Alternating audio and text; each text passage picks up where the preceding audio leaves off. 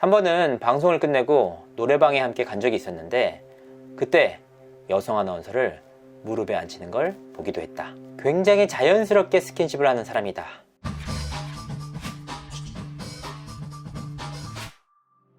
시청자 여러분 안녕하세요. 연예대통령 이도입니다. 배우 윤여정 씨가 국내를 넘어 전 세계 영화계의 스포트라이트를 받고 있습니다. 영화 미나리를 통해 미국 배우 조합상과 영국 아카데미 여자 최우수 조연상을 휩쓴 데 이어 미국 아카데미 시상식 여우조연상 후보까지 오른 것인데요. 무려 75세의 나이로 아시아 최초라는 타이틀을 계속해서 갈아치우고 있습니다. 그야말로 대한민국을 대표하는 배우로 우뚝 서고 있는데요. 하지만 최고의 자리에 서는 과정이 결코 순탄치만은 않았습니다. 오히려 고난의 행군 쪽에 가까웠는데요. 오죽하면 일각에서는 보살이란 말까지 나올 정도입니다. 그렇다면 대체 왜 이런 평가가 나오는 걸까요? 많은 분들이 아실 겁니다. 전 남편 조영남 때문입니다. 두 사람은 1972년 미국 시카고에서 결혼식을 올리는데요. 그리고 11년 만인 1983년 이혼을 합니다. 사실 이혼이야 가정사 아닙니까? 서로 맞지 않으면 하는 게 맞습니다. 물론 그 이혼의 계기가 조영남 씨의 두 차례 외도 때문이었지만 말이죠. 하지만 조영남 씨의 대단한 여정은 끝이 아닌 시작이었습니다. 이혼 이후 40년 가까운 세월의 중심엔 젊은 여성들과의 스캔들이 있었습니다. 먼저 조영남 씨는 1995년 18세 연하 백은실 씨와 재혼을 했죠. 그리고 딸 조은지 씨를 입양했습니다. 15세 딸 가슴을 두고 한 발언은 차마 이 영상에 못 담겠습니다. 물론 두 번째 결혼 역시 오래가지 못했는데요. 이후 조영남은 두 번의 이혼 위자료를 지불하는 바람에 두 차례나 파산을 당한 사람이라고 코스프레를 하기도 했습니다. 그러면 실제로 위자료를 줬느냐? 윤여정 씨는 이혼 전부터 생활고에 시달립니다. 이 생활고를 견디다 못해 두 아들을 데리고 1986년 귀국하는데요. 윤여정 씨는 조영남과의 이혼에 대해 웬만하면 입을 안 여는 스타일입니다. 예능이나 인터뷰를 통해 조영남이 특정 발언에서 이슈가 될 때면 뭐라고 하던가요? 라고 묻고는 입을 닫는 스타일인데요. 그런 그가 입을 연 케이스가 딱 두 차례 있었습니다. 위자료라고 받은 것이 세상에 알려진 것과는 다르다. 내가 그 못생긴 놈한테 차였잖아. 하지만 조영남은 끊임없는 여성 편력과 기행으로 화제의 중심에 섭니다. 그가 한 가장 속 터지는 발언 중 하나가 내가 죽으면 유산을 새 여자에게 남겨주고 싶다. 일을 해주는 할머니와 수양딸 그리고 내가 마지막 가는 길에 옆에 있는 여자에게 유산을 남겨주고 싶다. 물론 그 이전에는 자식들과 죽기 전에 내 곁에 있는 여자에게 주겠다라는 말을 한 적도 있지만 그 이후 내용이 계속해서 바뀐 것이죠.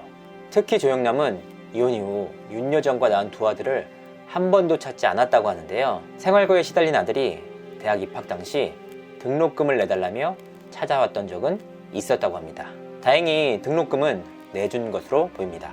이혼 과정에서 조영남이 윤여정 씨에게 했던 발언도 주목을 받았는데요.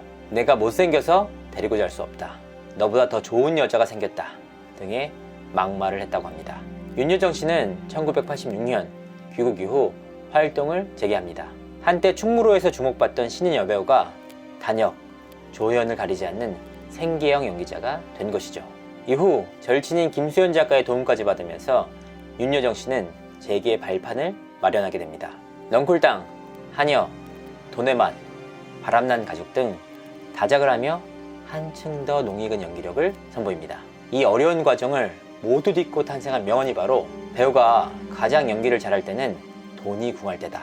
배가 고프면 뭐든 매달릴 수밖에 없다. 그래서 예술은 잔인한 거다.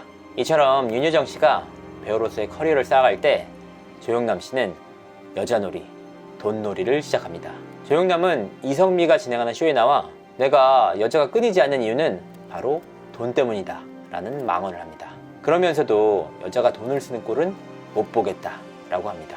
엄마의 헌신으로 이제 막 생활고를 벗어난 윤여정 씨와 두 아들이 그 발언을 보고 과연 어떤 생각이 들었을까요? 조영남은 특히 젊은 여성에 대한 남다른 집착을 드러냅니다. 인터뷰를 할 때도 사교 생활을 할 때도 모두 자신의 집으로 불러 진행할 때가 많았는데요.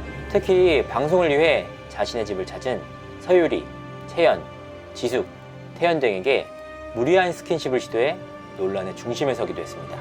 이 과정에서 심지어는 새 여자친구가 24세의 아나운서다 라고 말하기도 했습니다. 그래서 조영남이 실제로는 어떤 스타일인지 궁금해졌습니다. 그가 해왔던 말과 기행이 과연 사실일까 하고 말이죠. 실제로 조영남과 몇 차례 술자리를 동석한 여성 관계자에게 한번 물었는데요. 굉장히 자연스럽게 스킨십을 하는 사람이다.